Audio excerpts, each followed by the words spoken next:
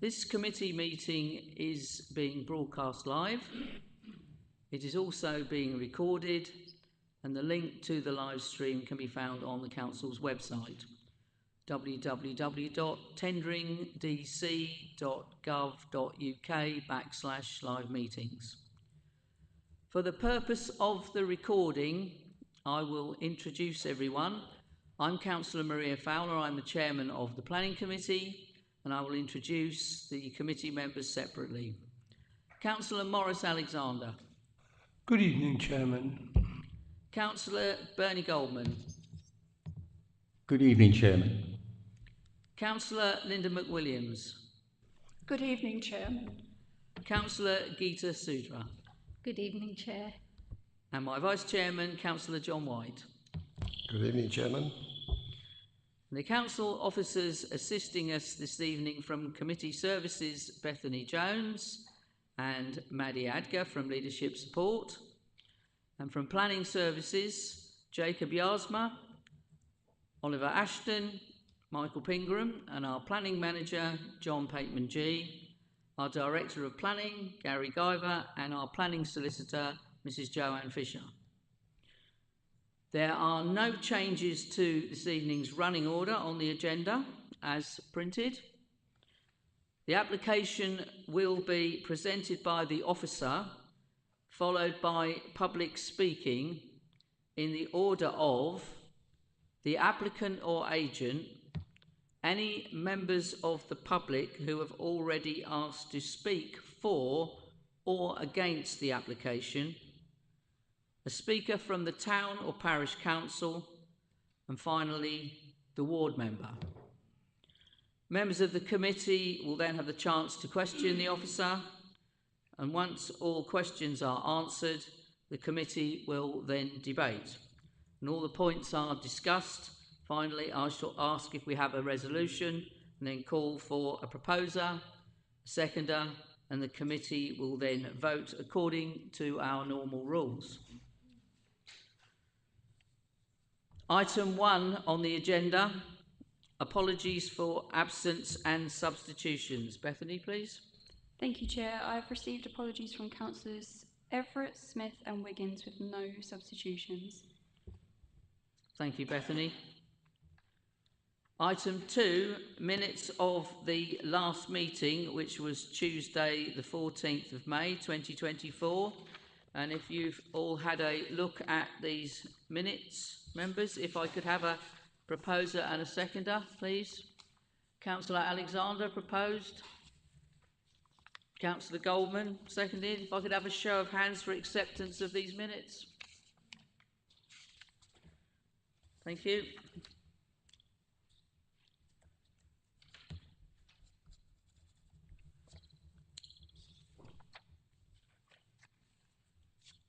Excuse me, John.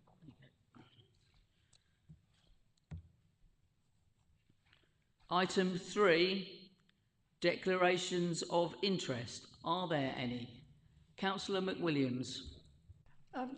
Chairman, I would like to be excused from this next application. Thank you. Thank you, Councillor McWilliams. Item 4, questions on notice pursuant to Council Procedure Rule 38. Bethany, are there any? Thank you, Chair. There are no questions. Thank you very much. Item 5 is our first application this evening, which is A1 23/01699/OUT, which is the land to the south of Colchester Road, Freighting. And as Councillor McWilliams has just said, she will be leaving the room for this item. And to present this item to us this evening, our officer, Michael Pingram. Thank you, Michael. Thank you, Chairman, and good evening, members. So the application site is located along the southern section of Colchester Road within the parish of Freighting. The application seeks outline planning permission for the erection of new commercial premises which would be occupied by Dalal Limited. following their relocation from their existing base in Clacton-on-Sea. The application is in outline form with only access to be considered, and that access will be via Colchester Road to the north. The indicative plans provided show that the building would have an approximate footprint of 7,200 square metres. This would be split between factory use, which would be approximately 70%, and office use, which is 30%. There would also be 153 parking spaces.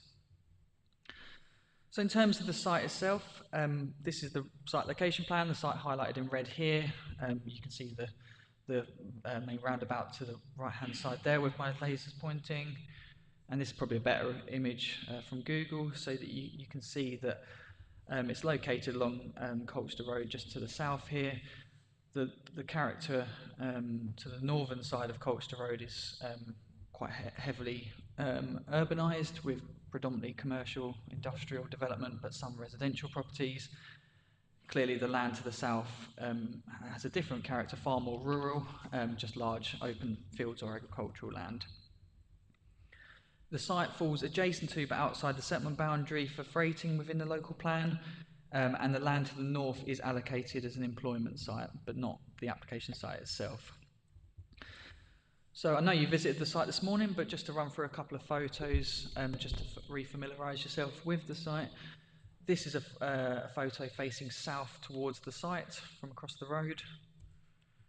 This is another one just looking southwest across the site, so you can see it's just a large open plot of land currently. Here's another image which essentially shows the same thing, but just from a slightly different angle.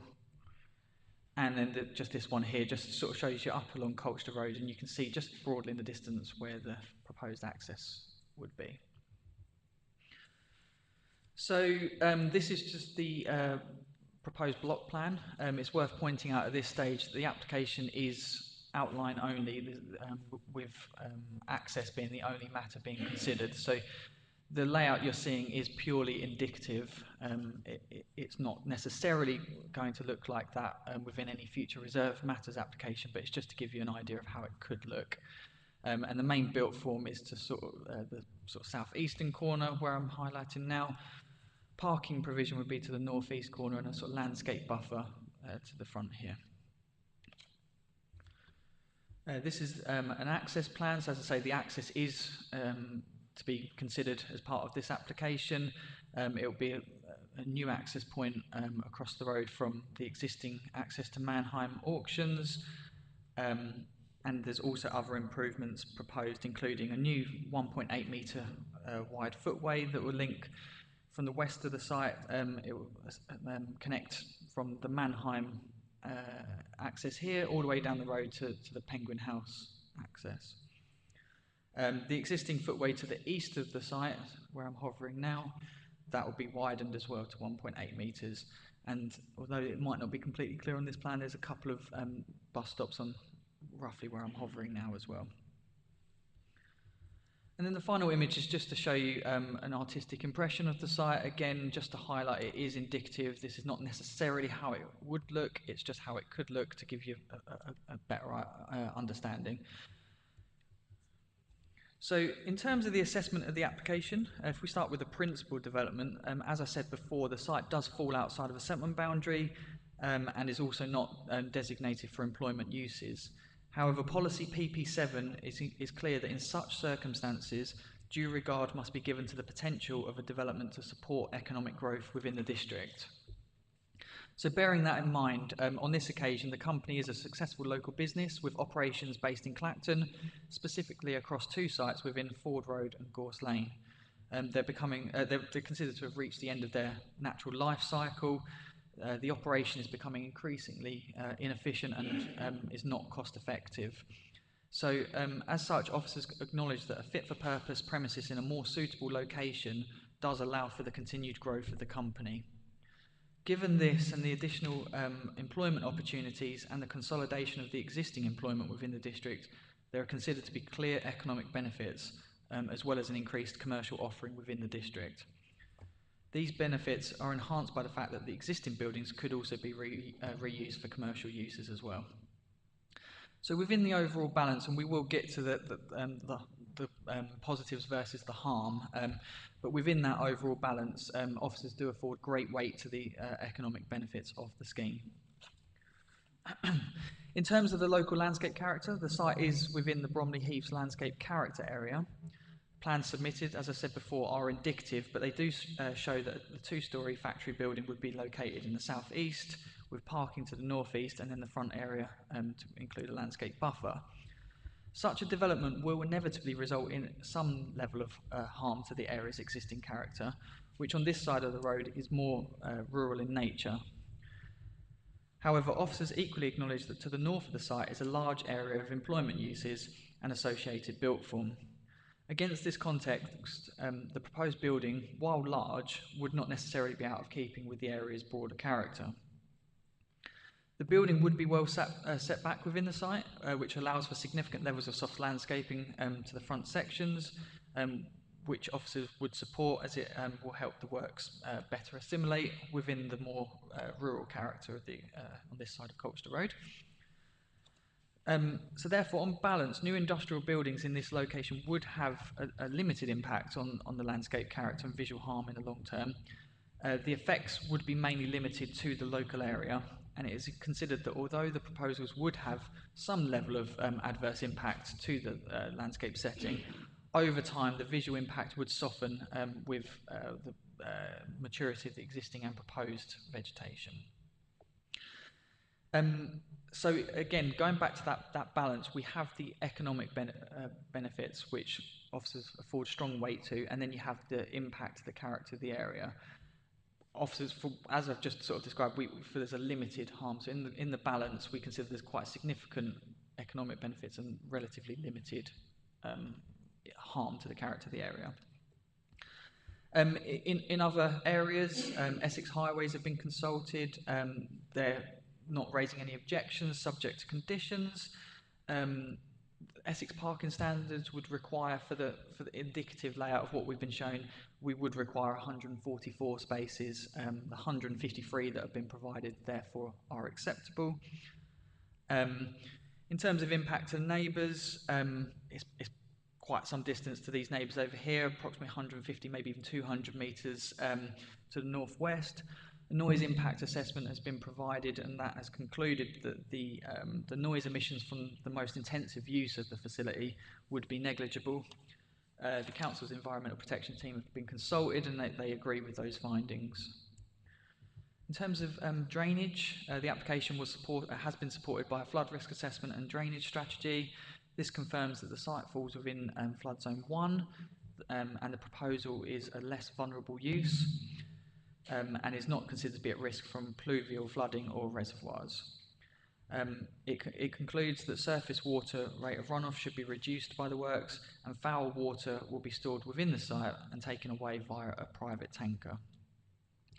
Essex SUDs have been consulted, and they've not raised any objections subject to conditions, and the Environment Agency have also raised no objections. It is worth pointing out that they did make a suggestion that there is a private connection to a public foul sewer at the auctions across the road that they suggested could be explored.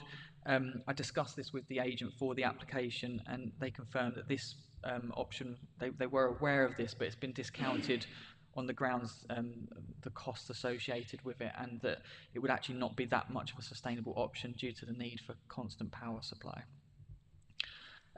Final other matters, just to sort of clarify, a preliminary ecological appraisal has been submitted. Essex County Ecology have confirmed they're satisfied that there is sufficient ecological information available, and they've not raised any objections to the findings subject to conditions.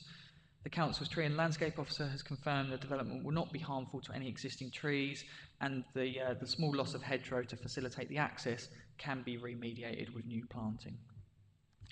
So in summary, the application seeks outline permission with all matters reserved bar access for the erection of a commercial unit measuring 7,200 square metres.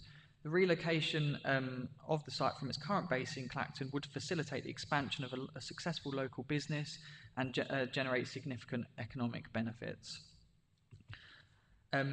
While the proposal is in outline form, it's considered that the indicative layout, scale and design shown would be acceptable. there would be no significant harm to neighbour amenities, no harm to existing trees, and as I've said, Essex Highways Ecology and SUDS Environment Agency, none of them have raised any objections. There will, as I said, be inevitably be a degree of harm to landscape character, but for the reasons I've already outlined, we've given a low level of weight to that.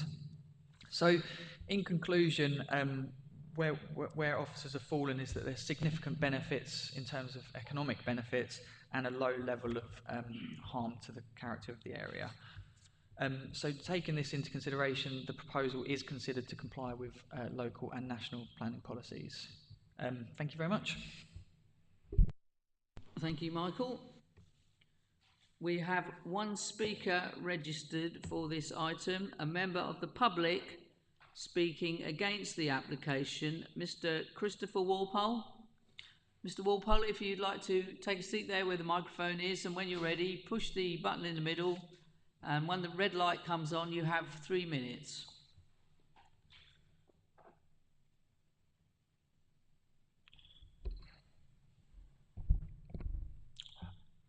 Okay, thank you for allowing me to speak this evening. I'll be as quick and prompt as I possibly can. I'm here as a member of the Freighting Village, member of the public, and I wish to object personally to this application.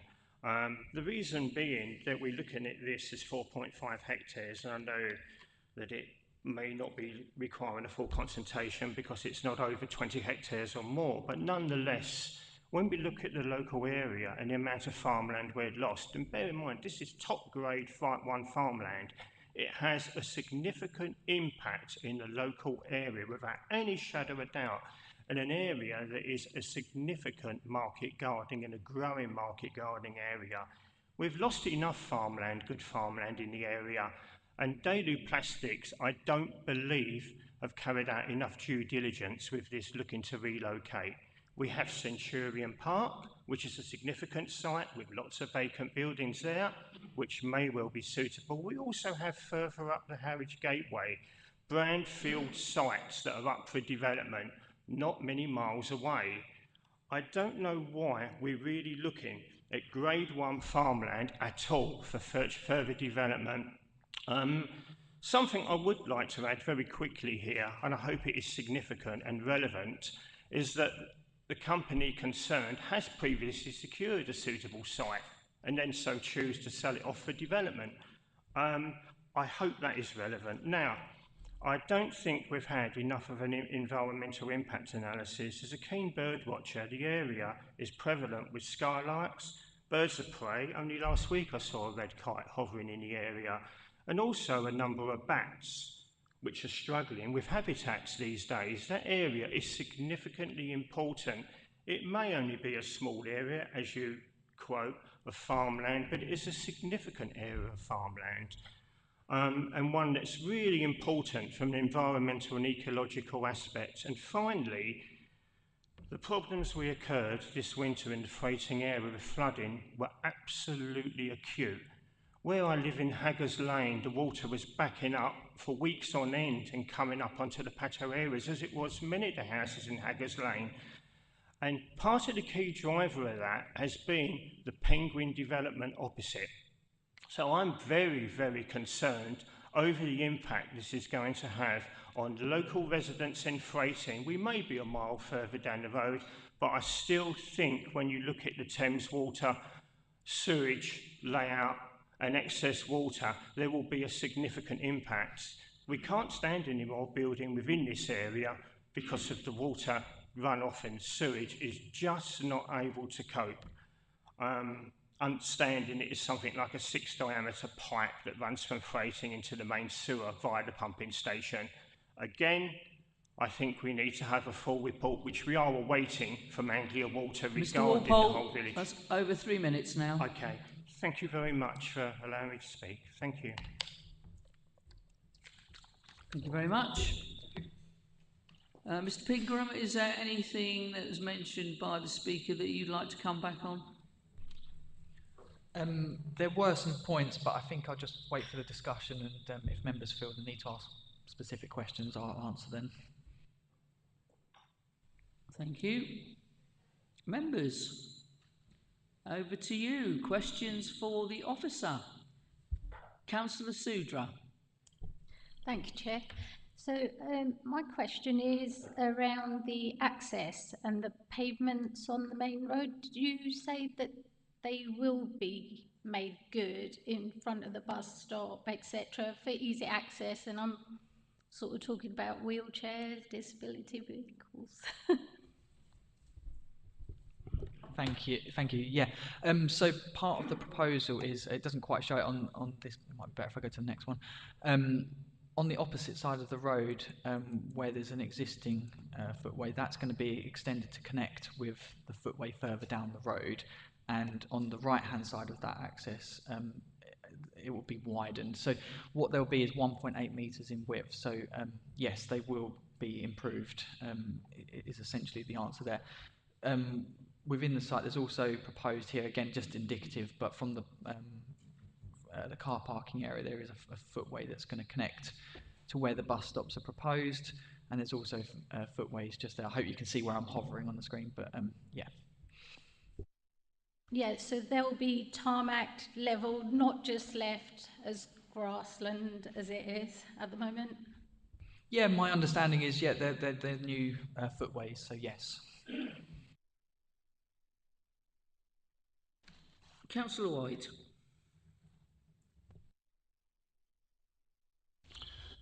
Thank you, Chairman. Mine question is on this drainage.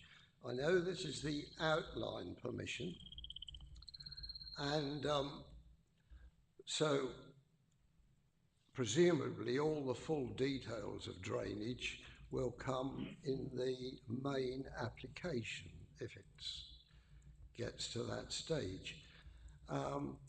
As far as our last speaker is concerned, my understanding, correct me if I'm wrong, at the present moment, this building, if it goes ahead, won't have or shouldn't have any bearing on the drainage for the rest of Ardley, because there'll be a surface water drain for the building itself, which will go to the local ditches once it's past the pond, and the foul water will be dealt with by taking away by tanker. So I don't think, if I've got it right, that this building should have the effect on the rest of freighting. So I'd like the officer to confirm that. And are we right that we have to wait really to the full application? At the present moment, there are notes here, so saying that it's not yet 100% decided. Thank you. Yes, so in terms of the surface water drainage, to where I'm hovering to the bottom left-hand corner, there's an attenuation basin there. And if I just go to a different slide, it might be better that one. You can see that the red line actually then connects down. So the water will then be assimilated there and fed into the ditch. Specifically how it works, I'm not an expert, but that is the plan. Again, just to clarify, it is an indicative layout, so in theory that could change, but I'm guessing by the fact that the red line is right there, that there's no reason why that would change. And in terms to answer your question about the sort of surface water drainage, Essex Suds and the Environment Agency haven't raised any objections with that. My understanding is it wouldn't worsen any existing problems that there might be. Same with foul water. I think what you said is right. It will be taken off via a tanker, so that would be removed from the site. And then also just to add that conditions 11 and 18 of the recommendation actually require full details to be submitted alongside the future reserved matters application, should you recommend approval this evening. Thank you. Thank you, Michael. Councillor Alexander. Thank you, Chair. I'm minded to be careful that I don't slide into reserved matters from what we are looking at now, which is outline. But I have just one or two questions, if I may. The first question that I have is there is you have the block plan up, that's good. There is a public footway there. Will this in any way affect the use of the public footway with ingress and exit from the work site?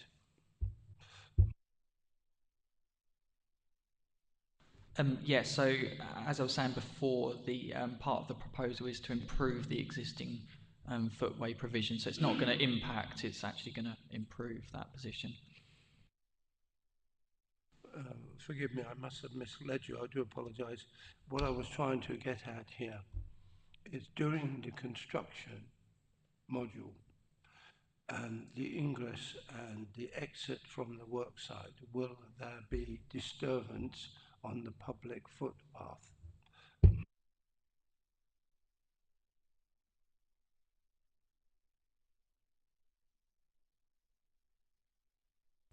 I think I'd probably prefer you to condition 13, which would require construction methodology and timetable that would be submitted alongside a reserved matters application. So they would go into detail about the exact construction works and how it would actually operate at that stage. So I don't have those details before me, but equally I don't see why it would necessitate issues with the existing footpath during construction.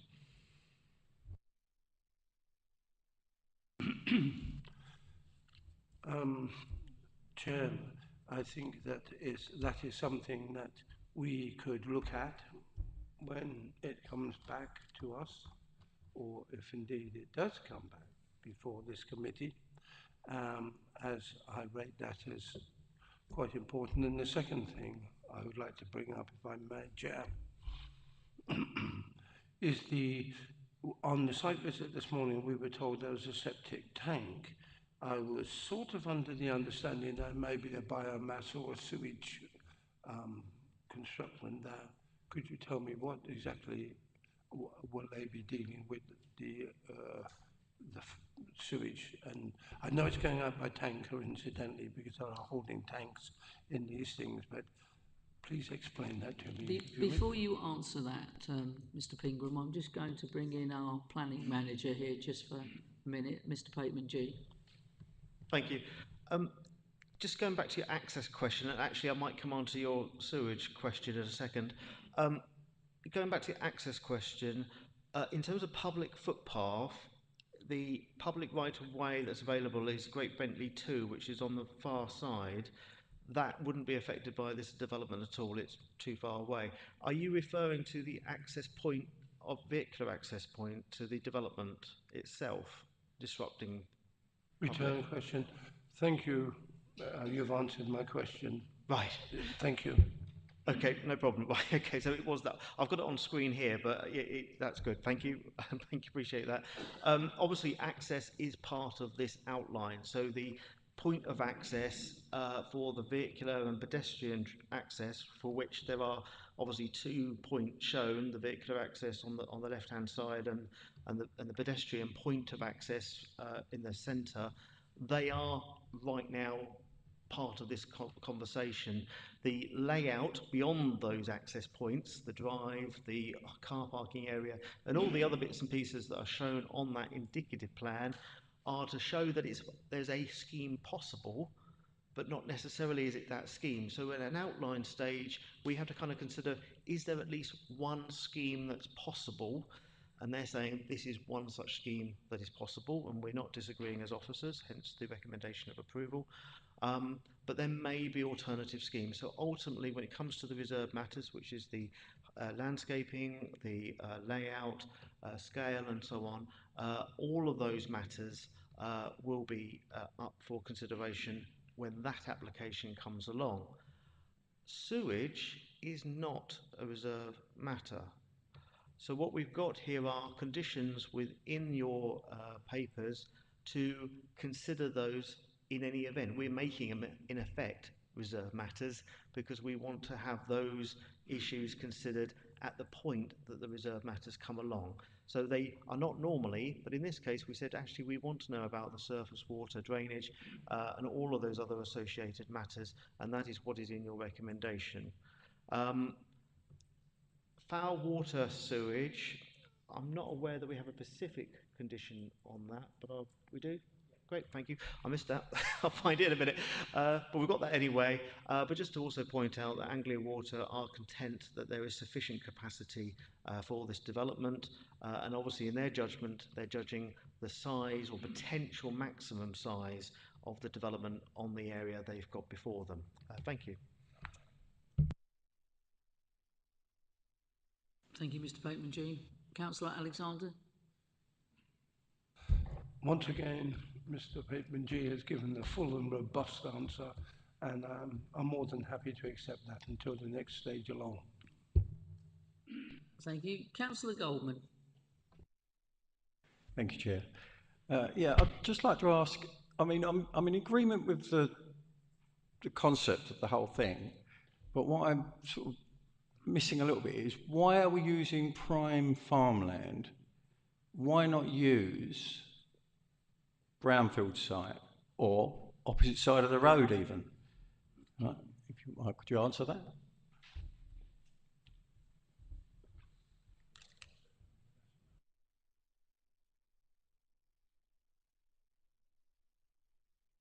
Thank you. Yeah, I suppose it's not. What we're looking at is the application they've put forward, and as part of that, there are allocated sites within the local plan, and part of the submission has explained why each of those are not possible. I think it's detailed within the report, the reasoning behind that. So they've demonstrated why the allocated employment sites are not feasible for the various different reasons. Why they've chosen this specific site, I can't answer that. We have what we have before us. But in terms of the land, the grade 1 farmland, that is correct. By my understanding, that is the correct grade for it. But where we're at is just that it's a reasonably limited size site, or loss of that land, should I say. Natural England require only consultation when it hits 20 hectares. I think this is outlined in the update sheet. And it's just weighing up in the balance the economic benefits versus that harm to the landscape character, as I was saying in my presentation. So it's something for you to take into consideration in your determination. Us as officers have weighed it all up, and we consider that the economic benefits outweigh that level of harm. Thank you. Thank you very much. Are there any further questions for our officer? If there are not, then we are now into the debate. Councillor Alexander. Thank you, Chair.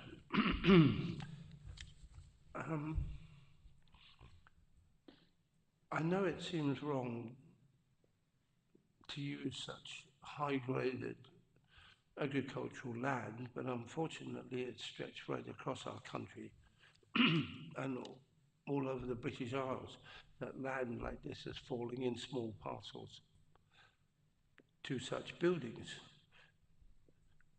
The economic benefit from such buildings, in my mind, you understand, don't you know, Chair, way outstrips the value of the land as I see it, because Natural England wants 20 hectares, and then they discuss it, and this is only 4.5, which is a small amount of land pro rata to what is being offered here, the educational side, the building side, the employment.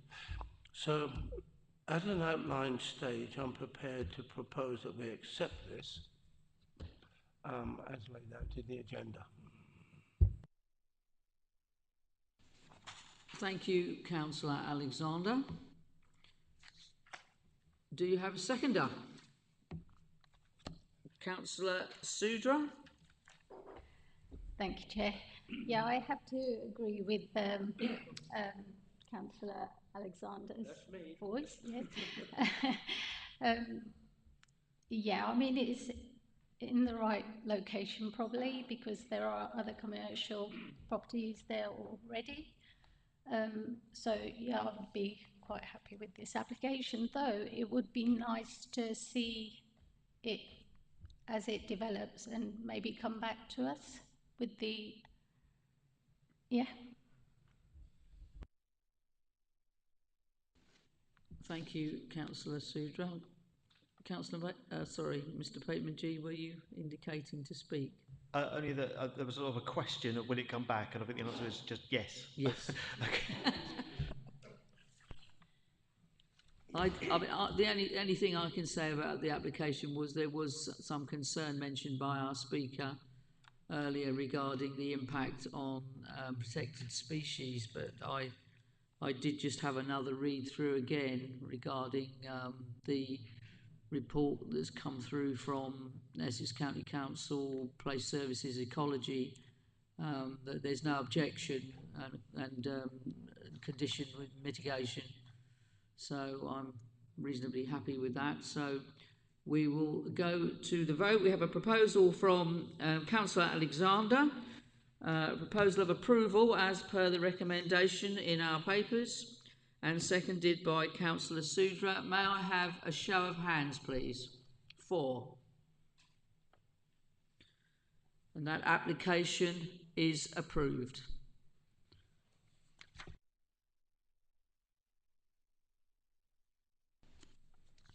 The next item on the agenda is items.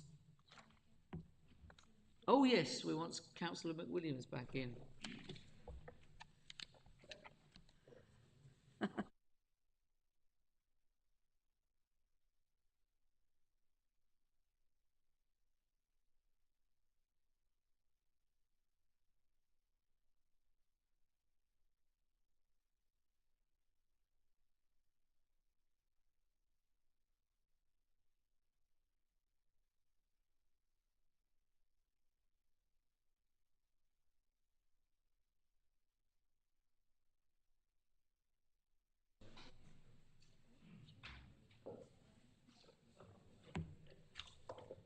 And Councillor McWilliams is now back with us.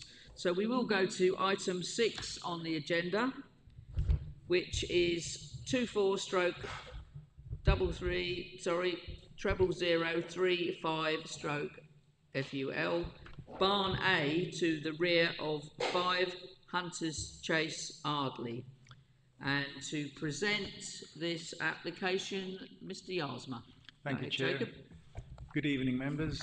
So this item concerns the land to the rear of 5 Hunters Chase outside of Ardley. And the proposal there is one dwelling in lieu of approved application 22/00359 Cunard. And this is a resubmission of a previously refused application. The application site is to the west of 5 Hunters Chase, which is that property there. There, yeah, you can see it. Sorry, there. And the site is a fairly extensive one, located on the north side of Hunters Chase. This slither of land to the west of the application site, indicated in blue, is also in the applicant's ownership, and the barn that benefits from the prior approval is located in this far northeastern corner of the site. In terms of the aerial and the wider context, so the site is located well north of the village of Ardley. It's reasonably close to the northern boundary of our district, and it's south of the village of Dedden. It's well located outside the settlement development boundary of Ardley, and that's made repeatedly clear in your officer's report. Hunters Chase and the surrounding area is fairly rural in character. There's a predominant, in terms of the predominant built form and placement of dwellings, you would have picked that up today as well. Dwellings are fairly modest to even larger dwellings, set centrally within large or spacious plots.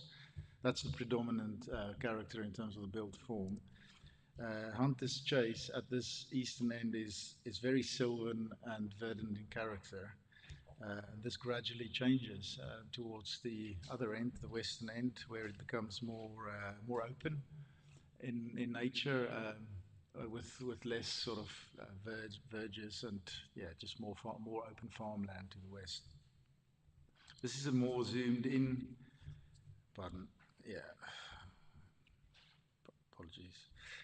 This is a plan demonstrating the prevailing character of the area that I've just talked about. So this purple line, the dashed line, it kind of shows what I was trying to articulate, I guess, which is the predominant built form of these dwellings set spaciously within or centrally within spacious plots. This barn here is referred to in the report as Barn B, and that also benefits from a prior approval and an in lieu of application for a dwelling in a slightly different location further to the east, so bringing that dwelling closer to the Coggeshall Road frontage. Members who sat on the committee about a year ago would be entirely familiar with that approval. So hopefully this slide is useful, because I'm now going to move to the actual proposal in front of you. But before I do so, that's an aerial zoomed-in version of the application site. You would have stood here today and you would have seen all those trees. One of a request from the chair and the vice chair following the pre-meet yesterday was just to be very clear in terms of the location of the dwelling, and the one and only tree proposed to be removed, which is this pin oak located in that area there. So the proposed block plan.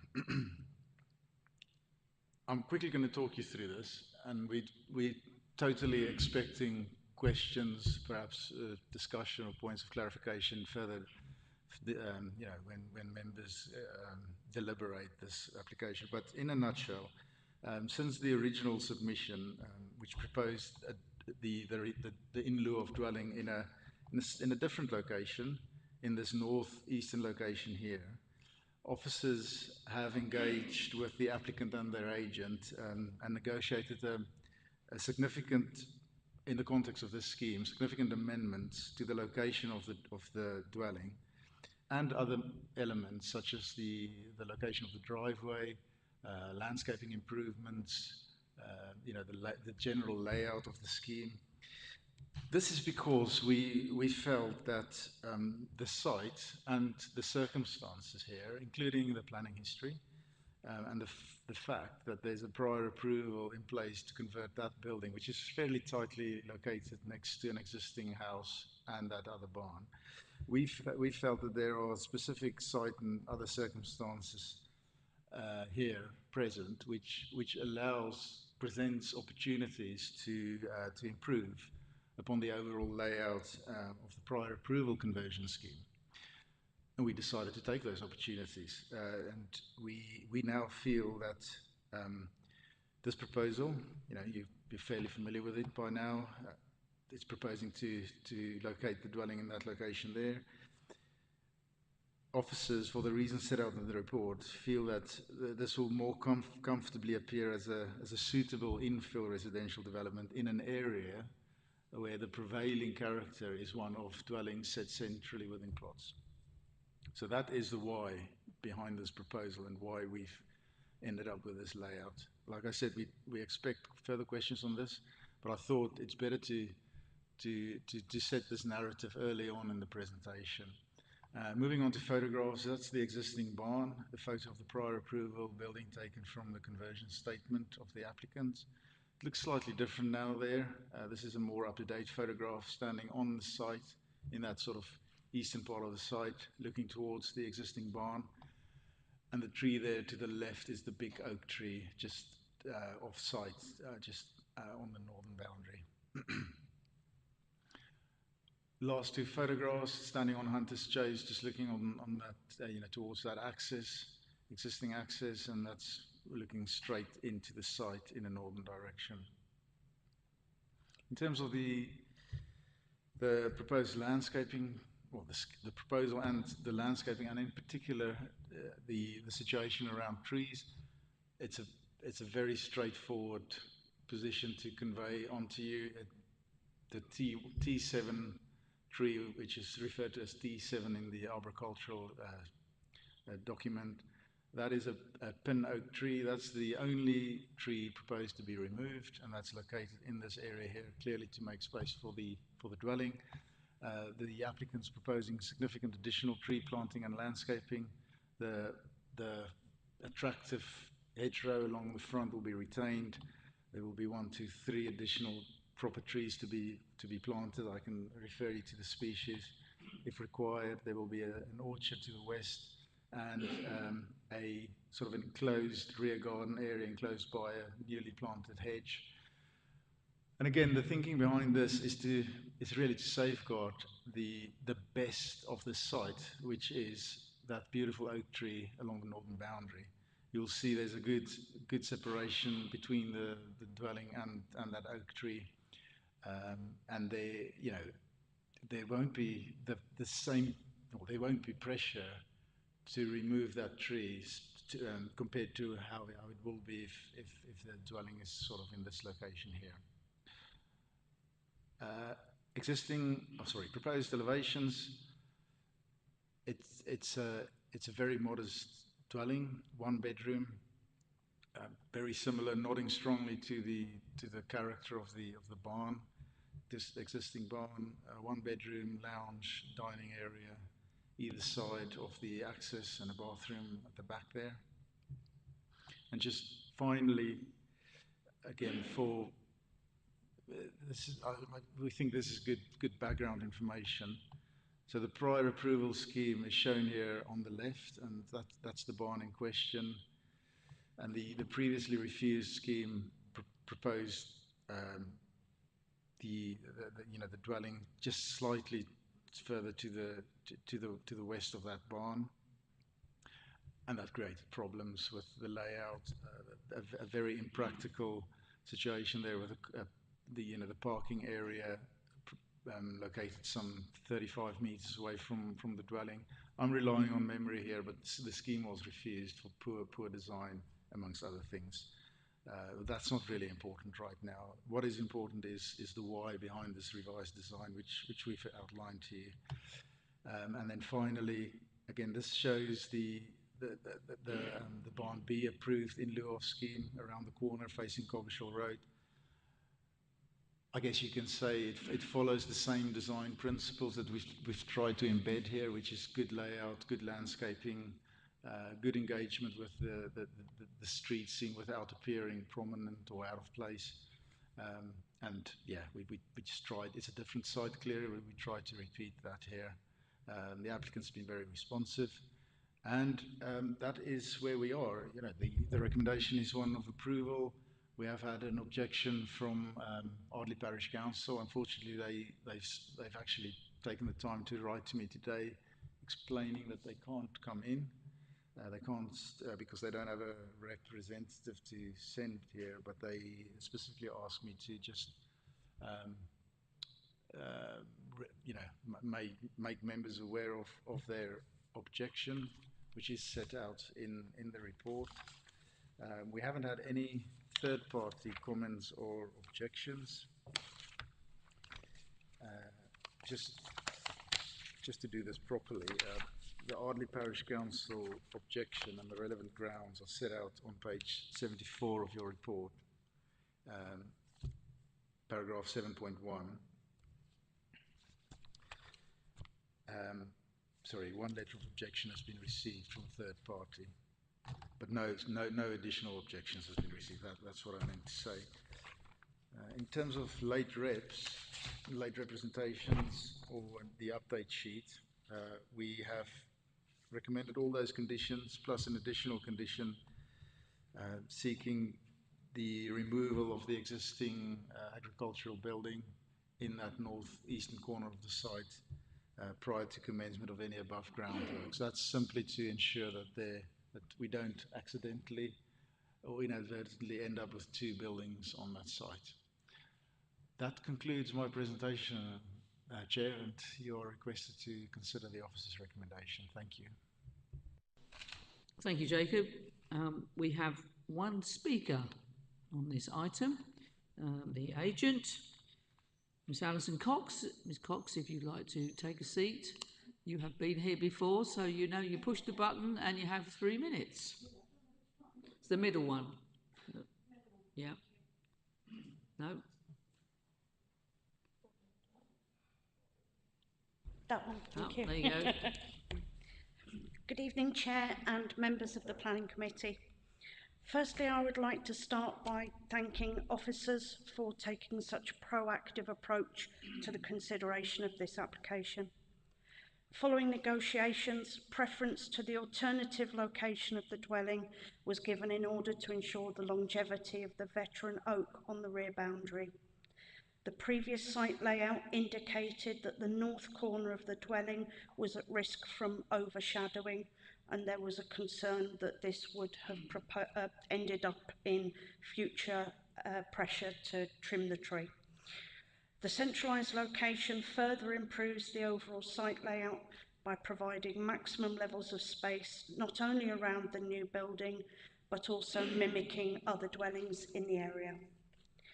It is acknowledged that the proposal will result in the loss of one early mature tree, but members are reminded that the trees are not subject to any form of protection and this tree could be removed at any time. The scheme has been amended in line with officers' guidance and now results in a far superior policy compliance scheme from a general layout, access, design, landscaping perspective when compared to the prior approval conversion scheme. In conclusion, the scheme is deemed acceptable by officers in all aspects, and should members agree, it will give 3 generations of the same family the opportunity to live next door to each other. Thank you. Thank you very much, Miss Cox. And I'll just ask the officer if there was anything there that he wants to come back on. No, okay. So, members, questions for the officer. Councillor Alexander. Thank you, Chair. Would you excuse me? I got chronic hay fever, would you believe? Barking here like a dog. I'm a little confused by this, and I bring members' attention to page 71 and 72, which starts with the tree and landscape officer, which is first on the 01-2024, which moves to 05-2025, and on page 72.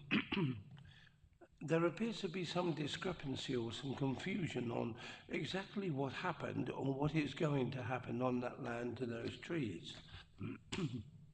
The last part of it, which is 2905-24, the amended layout still shows a position of the dwelling annexes, and I don't really have any problems with that whatsoever. But what I do have confusion with, we were told today that a tree had already previously been moved and cut away. This apparently isn't correct. Would you confirm, please, whether or not that actually has taken place? And if it was cut down, was it cut down with the original application or with the new application that's before us prior to this, preempting the fact that they're under presumption that there will be planning permission? And the second one is the amount of trees that have come down. We were understanding today that 2 of those trees were to be removed, but tonight I'm hearing that there's only 1 to be removed. I wonder if you could just clear up those points for me, and I'll be grateful. No problem. So I understand the question to be confirmation or otherwise if the T7 pin oak has been removed already. Second question is the confirmation of the number of trees proposed to be removed, right? So in terms of the first question, that's not good timing. There it is. So I think there's slight confusion here. I've been to the site this morning, and I know members have been there as well. So I tried to to sort of locate myself on site, more or less where the dwelling is going to be located. And it appeared to me that the pin oak has been removed, but so I have asked the question to the applicants and their agent, and the response we got was that the pin oak has not been removed. That they are disputing this. So that's the position. That's the answer to that question. In terms of the overall number of trees proposed to be removed, I can confirm that is only that single tree, the pin oak, that's proposed to be removed, located in that area there. Thank you, Chair. Sorry, if I could just add, it is slightly academic as to whether the pin oak has been removed or not, because that tree is not subject to a tree preservation order. And in the context of this scheme, there will be significant additional planting as well as a landscape scheme that we are looking to secure as part of a planning condition. That's part of the recommendation. Thank you.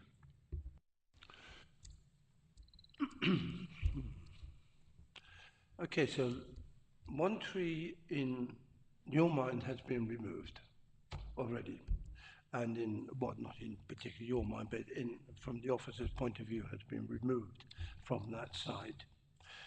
We were under the understanding that 2 more trees were to come down today, one of them being a black locust, which is a rather unusual tree to find in this, especially in this area. It doesn't normally grow in this part of the world. So what I'm trying to establish is, are you now saying that, in effect, 1 tree should have been removed from that site and there'll be no other trees at this point to be removed from that site? Responding to the facts available to me and the submission in front of us, I can't comment on what has or has not been said this morning on site by the agent. I can only comment on the evidence in front of us, and the submission proposes the removal of 1 tree, but significant additional tree planting. Now, I have an indication to my left here that our Head of Planning, Mr. Pateman G, would like to speak. Thank you. Bear with me one thing. I just want to check one thing first before I say anything more. Just looking at the condition number 7, just to check. Yeah, okay, thank you. Right. How can I be not blunt? Ultimately, the planning position is not the same, perhaps, as our moral position. And our moral position is to try and safeguard as many trees as we can, and I wholeheartedly support that. However, I cannot control what people can do to their land in respect of trees that are not protected by specific planning legislation, e.g. tree preservation orders or the conservation area designation. On that basis, that anyone, the applicant or whoever it might be responsible for this particular land or any other piece of land, could remove all of the trees on this site without needing any kind of consent from us, without any reference to this application whatsoever. And we start with a plain piece of paper, a plain site. As it is, they are proposing to remove 1 tree. They are safeguarding a majority of other trees, but I would say perhaps the more valued position is the large oak at the back of the site, which is mature, is grand, and probably is TPO-able, but I know our tree officer hasn't gone that far, because we've got an outstanding issue with the consent they have got, which is for the barn that is there currently that they could use for a property because of the quirk of prior approval that's permitted development. And if they were to live there, they would be under the shadow of that particular tree, and I think possibly would come to regret living underneath the shadow of that particular tree. Whereas what we're looking at is a potential opportunity to look at an alternative locality for a property of similar size that would have suitable distance and therefore likely safeguard the longevity of that tree without conflict of living there. And I think ultimately that was the primary purpose of discussions that officers have had in respect of finding a suitable location. It does mean that a tree in the centre of the site may go, well, will go, it's very obvious, it will go. But out of all of where you could locate this building, we felt this was the best location you could find that gives you the distance from the tree that has, in our view, more value, doesn't come forward of the perceived building line to such an extent that it would become imposing on the street scene. It would maintain the trees to the front of the site that would protect and allow the building to blend in. So marrying up all of those considerations, we felt that that loss of a tree unprotected and could be removed tomorrow was a sacrifice worthwhile. So that's kind of the remit we've taken forward on this one. That's the one tree that we're aware of going. I'm not aware of any other trees going. If they are not currently protected. If, however, the implementation of this application was made, the trees that are there or remain there at the time of implementation will be protected for at least 5 years, given the condition that's imposed on the site that would be engaged the moment works commence. It's not the best power in the world, but it's all I've got, and we try to use it whenever we can in that context. Hopefully that's as much as I can give you. Chair, may I respond to that? At no time did I suggest that the ownership of the land should be in any way attacked for anything that an owner wished to do. What I'm trying to establish is that what is printed in here as our agenda is our Bible. That's what we go by. And we all read it most thoroughly. To what we're being told today, there's a strong differentiality between what we have seen and what we've been told. Now, I can plainly see from many years of experience of sitting here, Chair, that when we visited that site, if those trees remain there, the small trees remain there, practically the site would be lost and it would not be viable in any way, shape or form. That was not what I was questioning. What I was questioning is that we are being told one tree is going, one tree has been removed. It's confusing to us sitting here.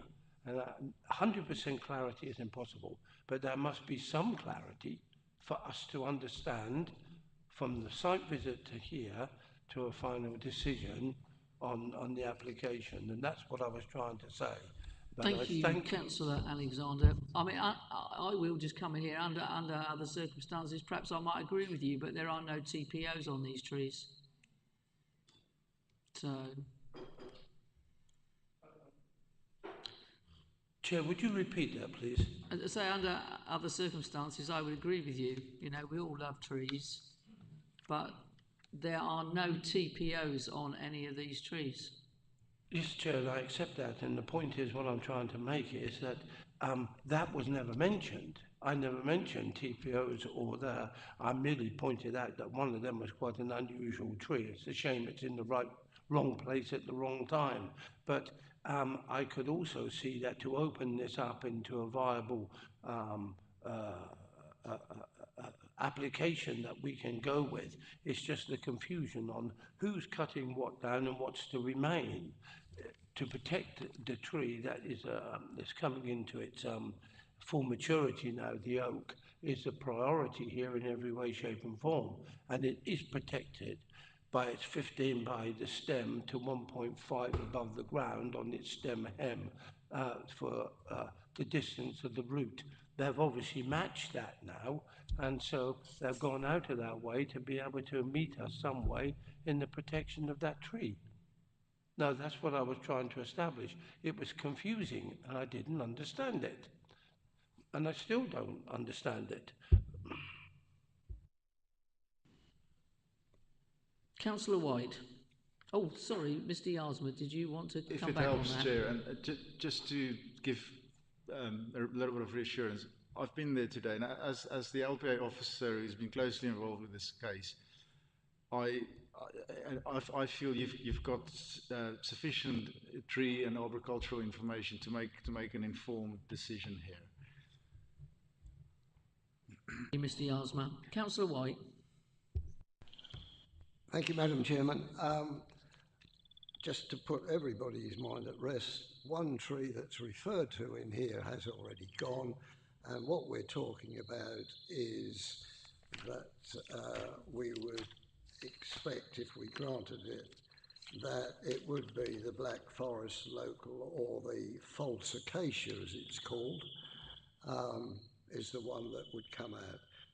But that site is very well supported with existing trees at the present moment, and so under a very rare circumstance, I would go along with what's proposed. However, that's not my question. My question is purely and simply the two barns that were on the site, one of which is now granting,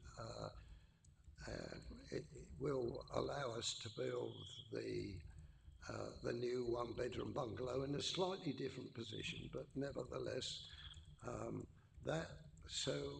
does that and the other barn, which granted permission for the other property, will those two barns be removed?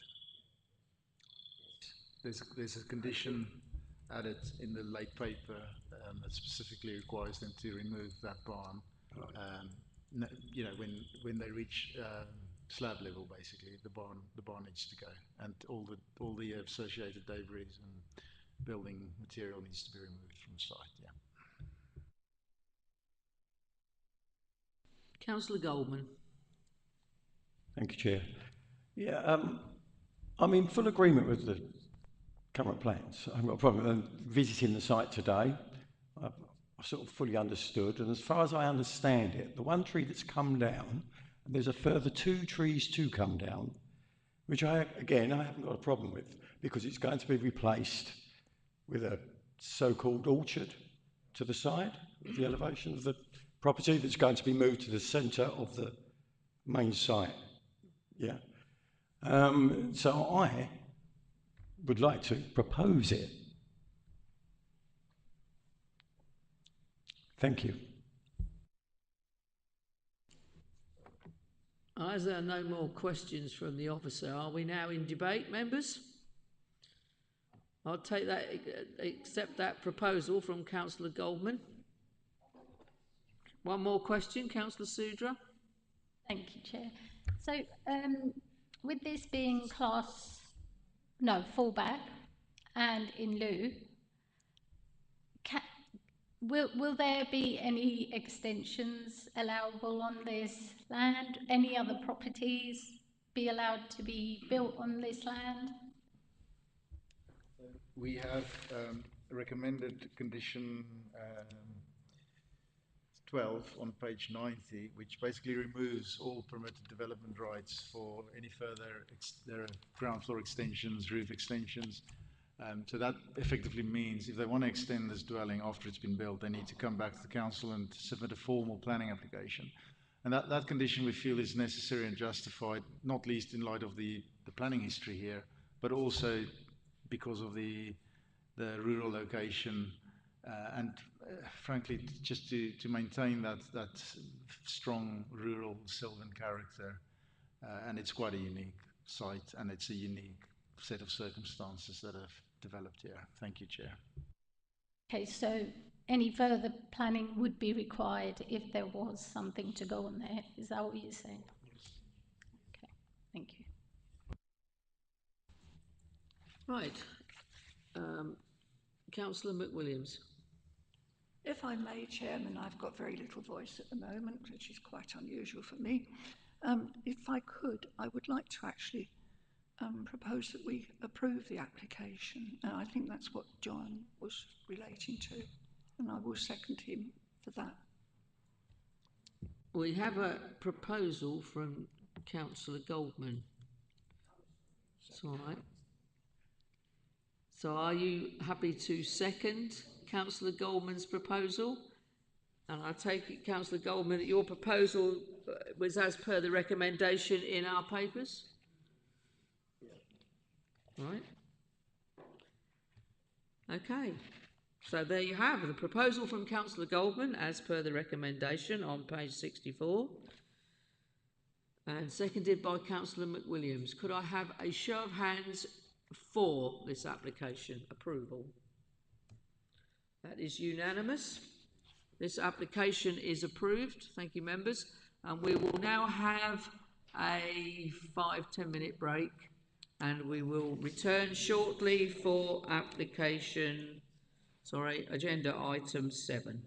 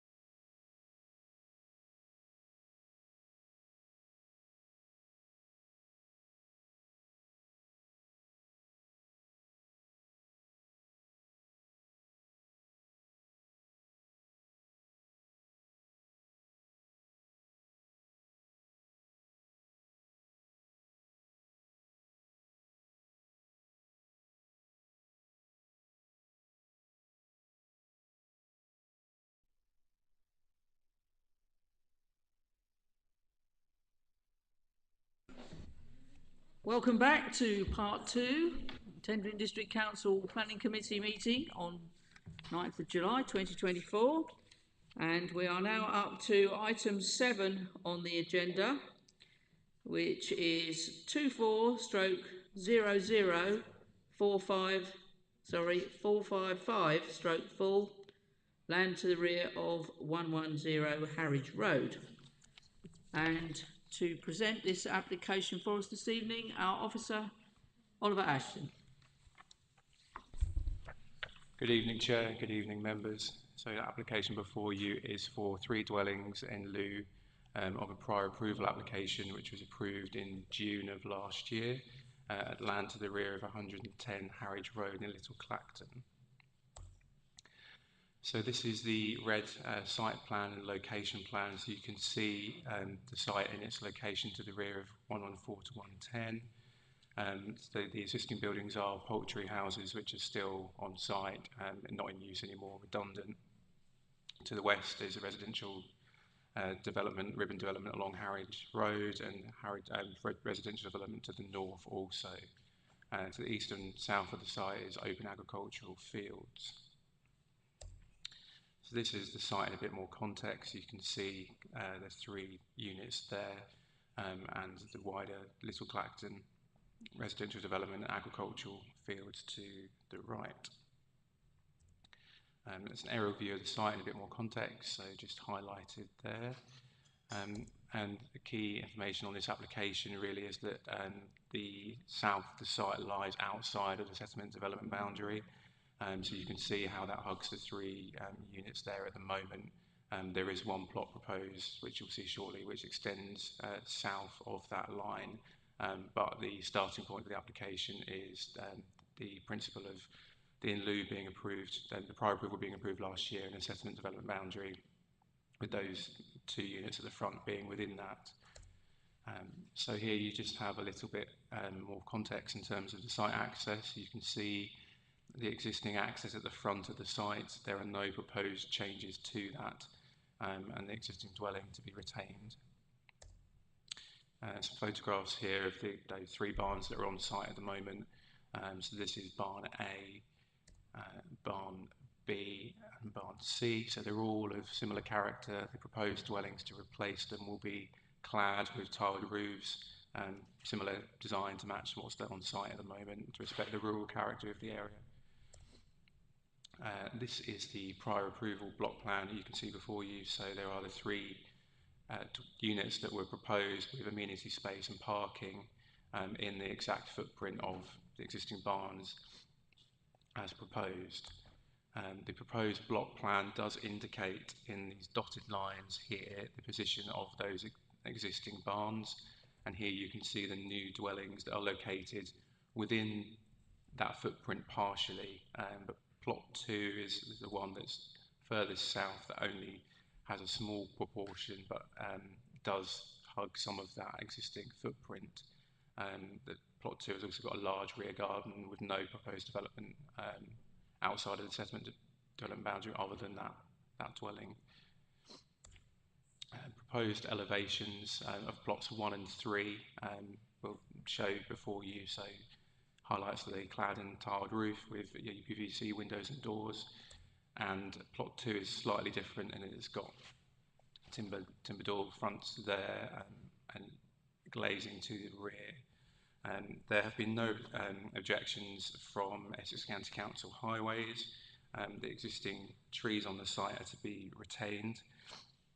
Ecology, there's been a PEA that's been submitted with a condition to ensure that ecology is considered and protected, and there have been no other points raised as part of the application. There has been, if you just check your update sheet, I've included the comments from Little Clacton Parish Council that did raise some concerns with the demolition of the barns, but of the principal development, as already mentioned, has been established through the prior approval application, and the majority of the site is within the settlement development boundary. Thank you, Chair. Thank you, Mr. Ashford. And speakers, we have 1 speaker for this item, the agent, Miss Alison Cox. And you have 3 minutes again, Alison. Good evening again, Chair, members of the Planning Committee. This application follows the granting of a prior approval application for 3 dwellings. All 3 of the in-lieu dwellings have either overlapping footprints or share common walls. Plots 1 and 3 are entirely within the settlement boundary of Little Clacton, as are their gardens, and the existing building, Plot B. For this reason, a condition which proposed preventing future homeowners from undertaking any alterations to their home would seem to be unreasonable, contrary to paragraph 56 of the NPPF. It is also observed that condition 7 requires the submission of a visibility display plan. This was submitted on the 27th of March and is listed as an approved plan. In conclusion, the scheme is deemed acceptable by officers in all aspects regarding design, siting, highways, landscaping, amenity and ecology issues, and I hope that members will agree with the recommendation. Thank you. Thank you very much. Mr. Ashford, is there anything you'd like to come back on? No. Okay.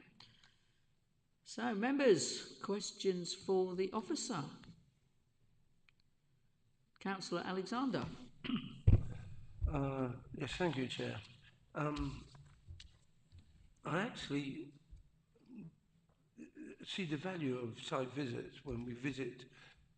We read the agenda and then we go to visit a site like this, and then you see it in the reality. And I must be honest with you that I actually see nothing whatsoever wrong with the application that's before us. And Chair, when you are ready to accept that, I would like to move proposal of approval on this. Thank you, Councillor Alexander. Are there any further questions for the officer? Councillor Sudra. Thank you, Chair. I didn't quite understand that last bit with the 2 properties having their garden within the boundary, and the third, I didn't quite understand.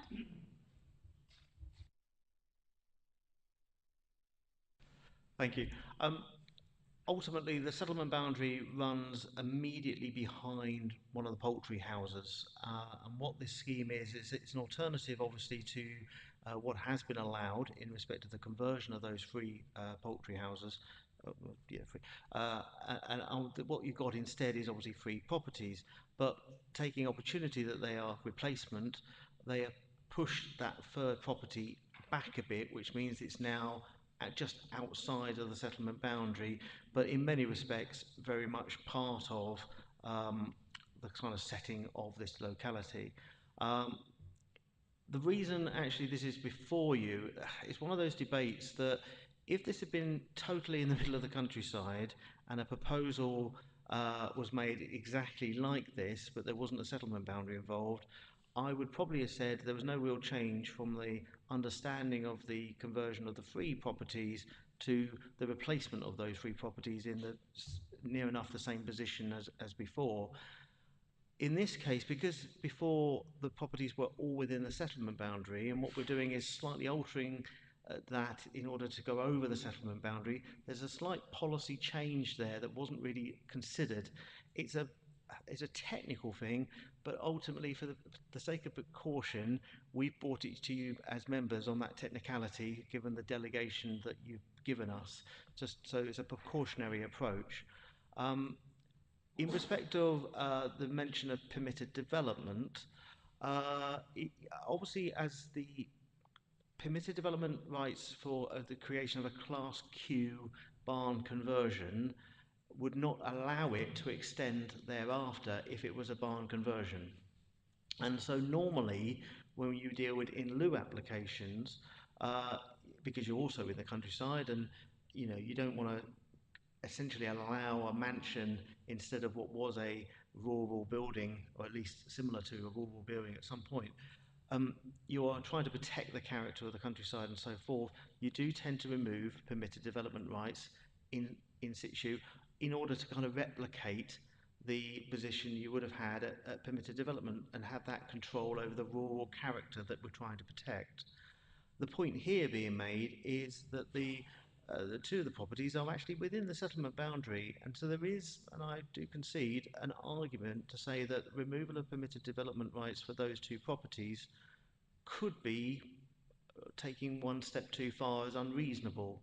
But because of the edge of settlement position and the limited gardens and the interaction between the three, I'm actually maintaining the recommendation to keep the removal of permitted development for all three properties in this instance, and that is the recommendation I'm maintaining for you. Does that cover everything that was needed? Yep. Kind of. So we're giving it leeway. Is that what you're sort of saying? So all properties that are proposed would have no permitted development rights to extend and so forth. One is slightly beyond the settlement boundary, but we have obviously the significant weight that must be given to the fallback, which is the conversion of the three under Park Q. Okay, that's great. Thank you very much. Okay, further questions? Councillor McWilliams? In that case, Chairman, that was nicely explained to me. So I would like to second the proposal from my friend next to me. Thank you, Councillor McWilliams. I'll just put my little bit in here. I was a little bit confused when I looked at it, but it's clear now, and I don't have a problem with this application, so I'll certainly be supporting it. So we do have a proposer, Councillor Alexander, to approve. Sorry, who's that? Thank you, Chairman. Just before you go to the vote, I just wanted to provide a bit of clarity on that there is an additional condition suggested within the update sheet, condition 17, just making sure that members are aware that they are looking at that as well. And also, just in the interest of clarity, I think something might have gone wrong with the formatting of the report. So whereas the recommendation talks about the conditions being listed at 10.1, they're actually listed at paragraph 11. Thank you, Mr. Guyver. So, as per Mr. Guyver has just explained, we have a proposal from Councillor Alexander, which has been seconded by Councillor McWilliams. So may I have a show of hands for approval?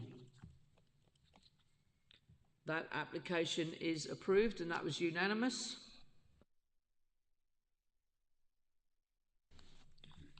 Item 8 on the agenda is application 24/001854, Clacton Rugby Club, Valley Road, Clacton-on-Sea. And to present this item, Mr. Ashford again. Over to you. Thank you, Chair. So this is an application submitted by Clacton Rugby Club for the retention of an existing cabin building on site, serving as a changing room and a proposed new cabin building along with additional fencing, storage structures and other external equipment. The application is before you as it's sited on land owned by Thames District Council. So this outlines the site plan in red, so you can see the rugby club house to the south, to the northwest corner of the site, with the Clacton Bowls Club to the east and car park, and the railway line as well following along to the west. So this is the site in a bit more context. To the north you can see Valley Road, and also residential dwellings to the northwest and the southeast, but the predominant character of the area is with the large recreational ground to the south. Some site photos for a bit of context. So this is looking north with the railway line in the background. You can see the main rugby club building, which is brick built with a tiled roof. In the far distance there is a existing container which is to be retained just there. And this provides a bit more context looking west of the site. So that's the existing cabin building there, which has been converted and is being used by existing teams for the rugby club, so youth teams, the rugby club has expanded significantly and needs the additional space. And this is looking north. So again, you can see the existing cabin building, and there will be an additional one in similar scale to the one that's already on site attached to the back. And some further context, just a close up there highlighting that the applicant has proposed to paint the container in a cream colour to match the end elevation, gable elevation there. But that's for members to decide in terms of condition. There is some additional landscaping proposed, as you can see on this block plan here, which highlights the existing cabin building and proposed building, and just zoomed in there in a bit more detail. So the trellising will extend around to screen those buildings, because there is obviously a high degree of visibility to those. This also highlights the equipment container building that you can see on site, and a proposed new 2-metre high steel wire fencing with gates. The patio will also be extended slightly. And the elevations show that fencing in a bit more detail, which will provide significant screening. There will be some limited views, but on the whole, the proposed buildings will be well screened from their surrounds. And these are the proposed floor plans. So this highlights the new changing room, which will be added onto the back of the existing building that's on site. And internally in the main building, there is some alterations to provide some new toilets and a shower area, and also a waste bin storage area to the west. And the proposed site plan just highlights that in a bit more detail, zoomed out. There is some member support for the application, but there are no objections, and there is no objections from members of the public for Essex County Council Highways or the Environmental Health Protection Team. Thank you, Chair. Thank you, Mr. Ashford. There are no speakers for this item, and if you could just confirm, the reason this application is before us is because it is in the ownership of the council, the land. Yeah, thank you. Members, questions for the officer? No questions. Councillor Goldman. Thank you, Chair. Right, it's not exactly a question. I think this is of great benefit to the rugby club and the greater public as well, and the people that use it. So I think it's brilliant, really. No objections at all. In fact, I would like to propose that we accept it. Thank you.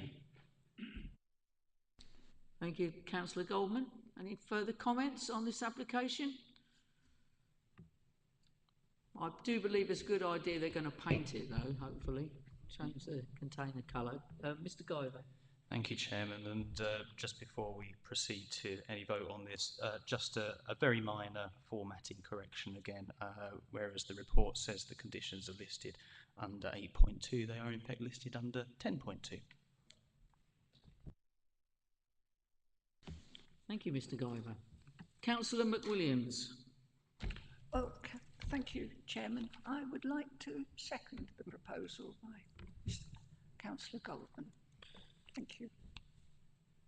Thank you very much, Councillor McWilliams. So we have a proposal from Councillor Goldman and seconded by Councillor McWilliams for the recommendation as on page 118 of your agenda, which Mr. Guyver has just explained. There is a brief amendment to that. It's 10.2, not 8.2. So, for approval, may I have a show of hands, please? That application is approved. Thank you very much, and that just leaves me to tell you the date of the next meeting, which is not as printed in the agenda. The date of the next meeting is Thursday the 15th of August. So that's Thursday 15th of August. So thank you all for tuning in to the live stream tonight.